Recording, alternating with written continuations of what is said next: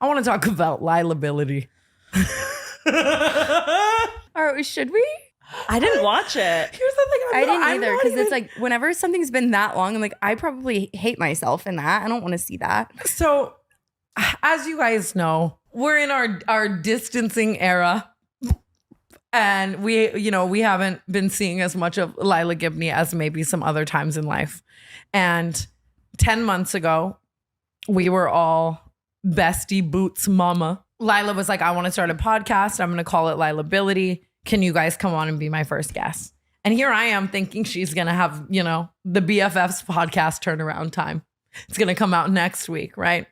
And then a couple months go by and we fizzle. We fade into you. Essentially, she releases the episode that we shot of Lilability yesterday. I know. And like, we haven't spoken to her in months. I'd been living with this anxiety that she was like still going to release it and make everyone think that like we were on this roller coaster. And I'm not sure. Maybe it's been so long, but I was under the impression that was never coming out. I thought it was a pitch for a network. I never thought that the episode was going to come out ever. I thought it was coming out, but like I thought it was coming out in November. Bold. You know what I mean? It's like, honestly, like I probably wouldn't have released it, but I like kind of respect that she did. Like, I'm not releasing an episode. Fuck you guys. Hilarious. And on like her part. she's smart. Like she knew that people would click it. Yeah, and I that got so many views so fast. I have nothing negative to say. Like, yeah, honestly, well played. Yeah, genius, honestly. The top comment was, I know Tana's cackling in Hawaii. And it's funny because I like literally was. And I just don't like anything coming out where I haven't even seen it before. Like maybe I didn't want all of that in it. Like, I mean, I feel like it wasn't like anything bad. I didn't watch it, but like I didn't watch it either. And I've scrolled past every clip because I don't even like, I'm cringing. Gives me anxiety. I'm already cringing at myself. I already like, You said because I'm allergic. No.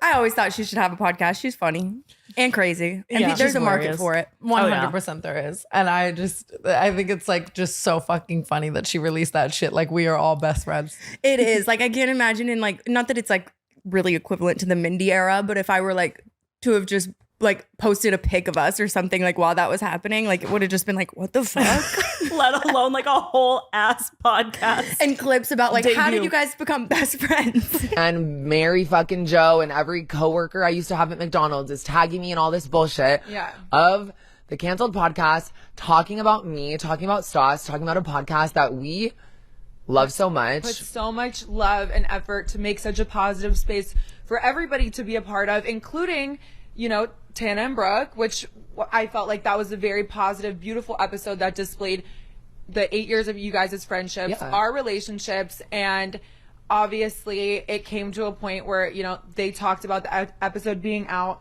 And it being out 10 months later. First of all, bitch, movies take years. Rome was not built on a day building, but honey. And neither was the fucking Taj Mahal. Like, the hottest, most beautiful, amazing things in life, just like episodes 1 through now of Lilability, are the Taj Mahal, bitch. Yeah. So, first of all, I just want to say to everybody that I'm not going to sit here and try and defend myself because I know who I am. I know my heart. I know my morals.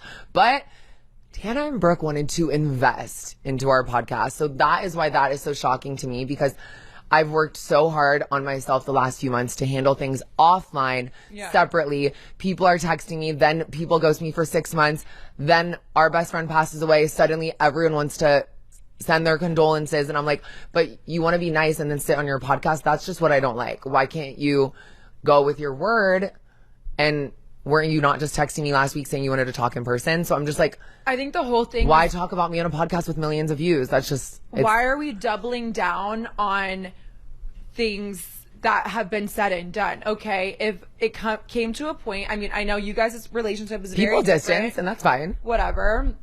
But when it came to a point where, okay, you guys are going separate ways, then why is the separate way still online? Like, I don't understand why that has to be like the only way to like address your friendship, your 8 years of whatever. And trust me, I don't know shit. I was not there for 8 years of it. I was there for probably 2 of it.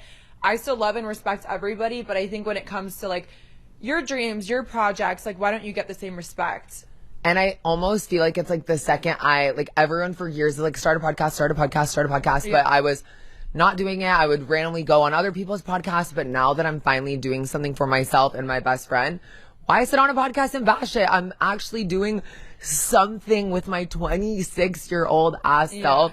So I don't like seeing that. I don't like people call me a shitty friend because it's like in the end with everybody, I always try and communicate. I'm always trying to be honest. We've never sat here, and even in the entire episode have ever sat here and like, we've been so supportive towards everybody else and their dreams and their hopes and everything that they've wanted to accomplish. We've always been there every step of the way, regardless if we were friends with them or not.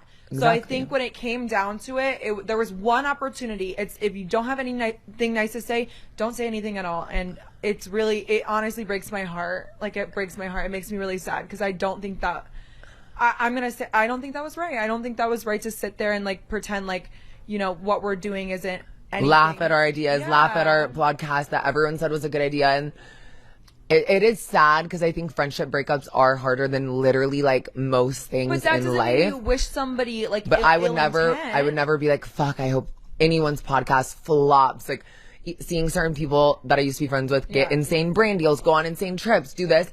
That in my heart makes me so happy. Even though there is so much negativity being talked about on fucking Reddit, and no, I don't look at it. Like, that itself amazes me because everyone's that's like, the speculation is so different from like actually word of mouth. And I think word of mouth, it's like, okay, if you're gonna say something, then I'm gonna take that literal. And I think there's a big difference between, I don't like the fact that it's bits of the week is becoming a way to make fun of somebody or bully somebody like publicly for millions and millions of in people. their Like, podcasts. some people can't take that mentally. So it's like, thank God I can, bitch. I could take a fucking bulldozer in between my legs.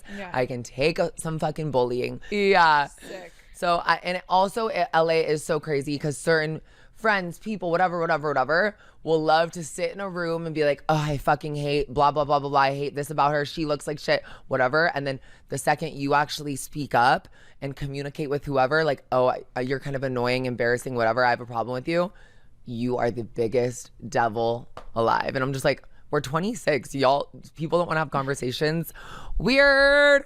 Everybody's entitled to their own opinions, to their own truth, and to their own narratives. But I personally think that perpetuating a narrative that she's not a good friend, saying to me at events and things like that, that I'm not a good friend to you because of your eating disorder and things like that, that hurt my feelings really fucking bad. I think that also is bothered me another a lot. thing, whether you guys are struggling with friends, throwing things in people's faces, whether you're struggling with an eating disorder, struggling with addiction, struggling with anything, struggling with life. Yeah. Anyone throwing that in your face or your best friend's face who is there for you does not care about you and does not love you. Like, I've had multiple people go up to Stas and be like, you're a shitty fucking friend. Lila's too fucking skinny. Yeah. Really? Because are you there when Stas is asking me how I feel after I eat after a meal? Are you there when Stas is cooking me a meal? Are you there when I'm crying because I just ate a meal? No. No one gives a fuck until... It's all business. It's all business. It's all views. It's all hearsay, whatever. But when it But the really same people came- saying that are the ones with addictive personalities getting on fucking Ozempic. So it's like, when I'm sitting here just genuinely trying to stay alive every single day, why is Stas a bad friend? Why am I a bad person for going to therapy, trying to eat, going to berries? Me and Stas started going to fucking berries. It's insane.